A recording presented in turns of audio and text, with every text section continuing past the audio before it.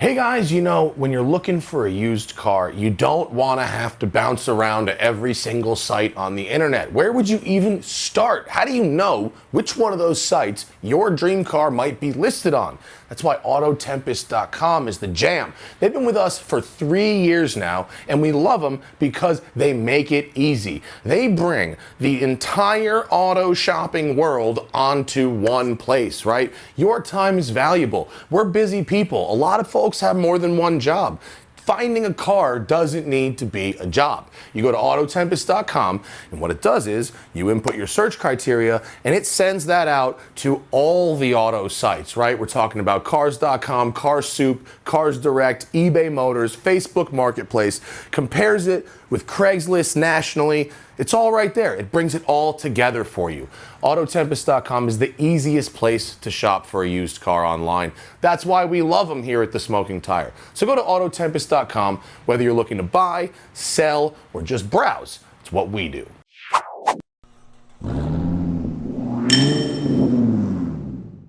Good morning, everyone. Welcome to an unfortunately very busy day in the canyons with the all-new Polestar 2 EV. Unfortunately, I was only given a couple hours with this car. It's in the middle of the day, and the canyons are very busy, and the light's not very good, but this was the only chance I had, so please bear with me in the event we run into a lot of traffic, and in the event my shots look terrible because of the hot light.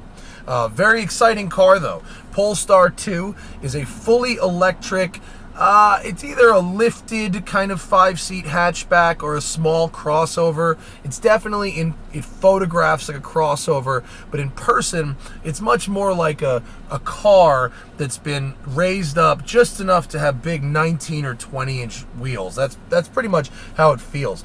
It's on Volvo's CMA platform, which also underpins the XC40 in the United States.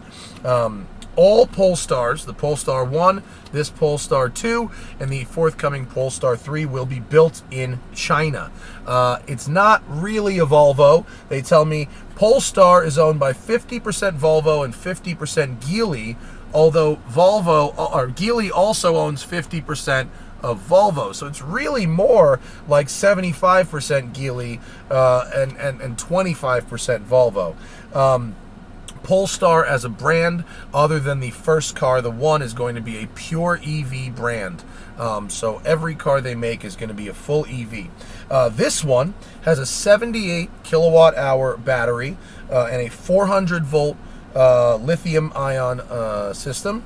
It has two motors, a 204 horsepower, 243 pound-feet of torque front motor, and then an identical motor in the back.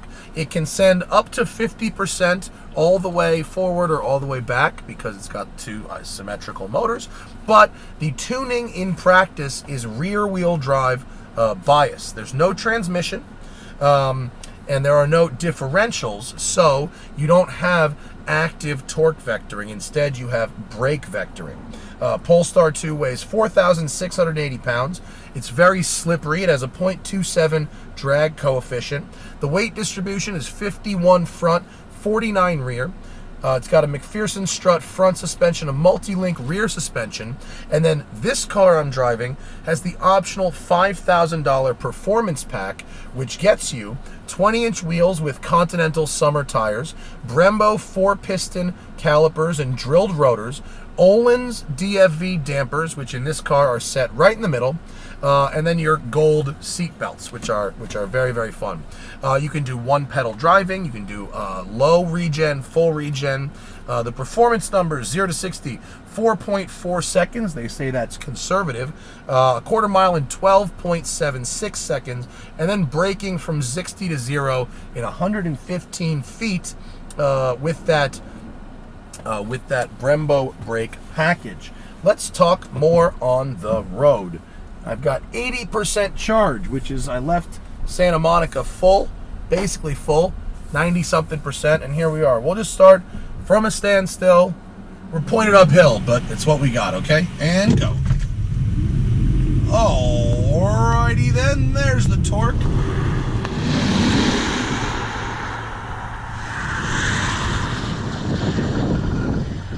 Alright, it builds a little bit. Unlike the Tesla and Taycan, which want to smash your eyeballs in the back of your skull, this one builds a little bit. The pedal, even in sport mode, which I'm in right now, let me just check through the touchscreen. Oh, sport mode is on, ESC is off. The pedal is a little dumber, a little less sensitive than in the Teslas in regular mode. In sport mode, it sharpens right up.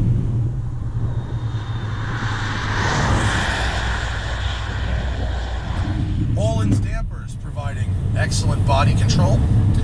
The interior of this car is really nice. It's put together really well. It has beautiful technical cloth fabric that feels reminiscent of like a light jacket you'd buy at REI or something. Totally vegan. There's some beautiful design details. There's some really smart storage compartments under the center tunnel and the seat. And then they've hidden all the speakers. You've got a 13 speaker, 600 watt Harman Kardon stereo, but you don't see any speakers. They're all hidden in the door panels. They've engineered that so well. The refinement is very good. It's very quiet in here. Getting a little bit of wind noise, but not too much. The fact that we have these frameless mirrors where the entire mirror moves when you adjust it, that really helps with your wind noise and your drag coefficient. Unfortunately, if you put one window down at speed, wind buffeting. You get the wind buffeting. It gets a lot better if you put both windows down, but with one, there is wind buffeting. This thing isn't a drag racer, the same way Tesla and Taycan have found themselves outdoing each other. Volvo doesn't need you to do 0 to 60 in the threes. That's not how they're going to sell Polestars. They're going to sell Polestars the same way they sell XC90s, by giving you everything you need, a bunch of stuff you didn't know you needed but is very clever, and they're going to sell it to you at the right price. They're going to sell you some really nice materials, quality, Swedish minimalism and design. I like the power. I like how much speed we can carry here. It's good. I feel like I have tons of grip. Shocks are absorbing the undulations in the road really, really well. Sorry if you hear my camera case moving around in the back. I hope you don't.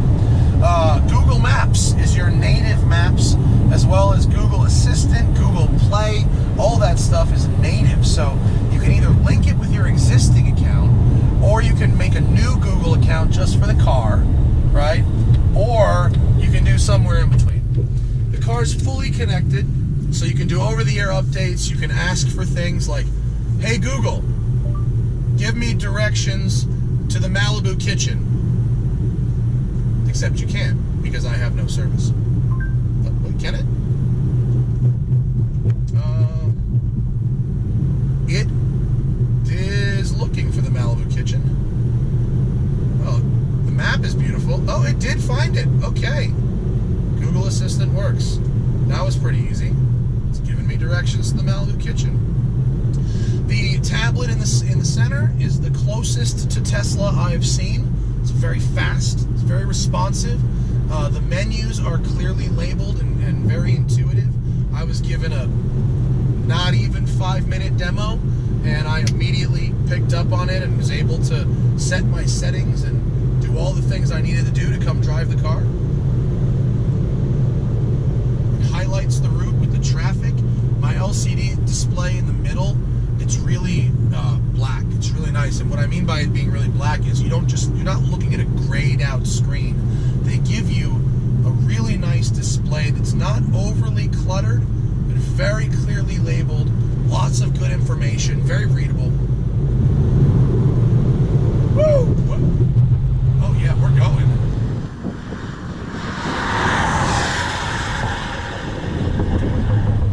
All right, the brake feel is good and firm. The brakes won't like blow your mind, but they are definitely adequate for this task.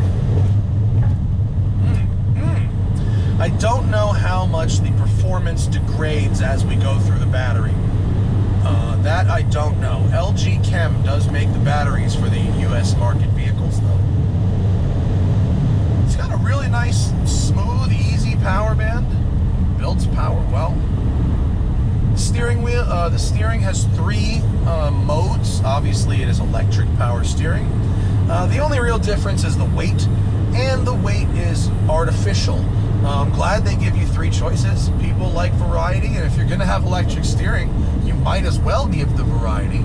I personally just like the light option. I don't think that the heavier steering adds any directness. It just provides artificial weight that just makes my arms more tired. It doesn't actually make the steering any more direct. As it is, video gamey, but very accurate, easy to point, easy to maneuver.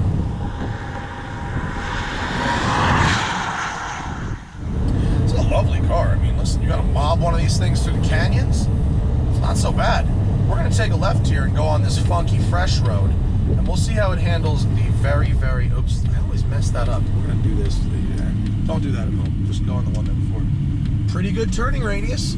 No engine up front to get in the way of the turning radius, right? You got a little frunk up there, but without an engine, you can get a lot more angle on those front wheels. A little bit of tire squeal there from these Continental tires. I really like the ride. It's a very beautiful ride. Rear seat room, I can't quite fit behind myself when I'm in the gangster lean position, but I put the passenger seat here on a little more of a normal person's height position, and I can fit behind there. So 6'3", I can fit in the back seat under certain circumstances. Oh look, a prototype. Is that BMW prototype? Hello, BMW prototype. Is there another one behind you? We'll see. A lot of prototypes out here this week. Hot weather testing. Headroom in the rear seat is good. Hatchback is good. 38 cubic feet, I believe, is the number with the rear seats folded down, which they do. This is good. You can tow 2,000 pounds with this. That's really a European thing. No one in America is going to tow with one of these, but in Europe, it's like little sailboat, little speedboat, horses, jet ski, snowmobile, that kind of stuff. 2,000 pounds. It's definitely going to affect your range, but you got the good torque. 487 pounds of torque is plenty for towing. I really like how this drives. I mean, you know, you wouldn't buy a Polestar 2 specifically for the task of canyon carving, but if handed that task, you could certainly enjoy yourself up here. It's a lovely car. Very impressed. I've been really excited about this car the whole time. I mean, Polestar 1 was really cool, but I really was excited for them to bring out the big guns and go full EV mass market, right? Because Polestar, it's like a manufacturer-backed startup, right? So they've got the agility of the startup, but they've got the distribution network and the production capability and all that kind of stuff of a big manufacturer. Let's see, here's the turning radius again. Just loop it right around, full lock. Pretty good. Pretty good, guys. So look, here's the deal. This one, the Polestar 2 is $59,999. If you're in California, tax credits, it's basically going to be 50 G's, right? Then you've got optional leather for 4, optional performance pack. I would say get the performance pack. $5 a good value for that. Let's see what I missed. Wireless CarPlay, wireless phone charging, the Harman Kardon stereo, EPA range. It's untested at the time of our drive. They're guessing it's in the middle 2s. The one that said was handed to me said 190, but who knows? You can wait for the EPA on that one, or wait for me to get another one that I can do a range test. This is a performance spec. There's another kind of range spec with lower rolling resistance tires, 19-inch wheels. You can charge at 150 kilowatts, and you can do 0 to 80% in 40 minutes at 150 kilowatts. Home, level 2 charger, 11 kilowatts. You're looking at 8 hours to get a full charge. Polestar has done a really good job. I love the Polestar 1. Google Maps has found me a faster route to the Malibu kitchen. This feels like a finished production car. It doesn't feel like a prototype. Look, I like Teslas. Go watch my review of the Tesla Model 3 Performance. I enjoyed that car very much. This feels like a much better built, solid thing. It doesn't have some of the cheekiness, some of the meme come to life things that Tesla has, but you've got Volvo safety, you've got Scandinavian design principles, you've got really good materials and fit and finish, some very thoughtful storage and space usage stuff here. And they're building their dealer network fast. They're doing a 150-mile radius delivery for free from any dealer. Here's another one. And so overall, really, really cool package. I've really enjoyed driving it. So thank you to Polestar for having me out. Appreciate it. Thank you to you for watching, and I'll see you later. And remember, always fight your tickets. Go to offtherecord.com/TST or use code TST10 on the Off the Record app.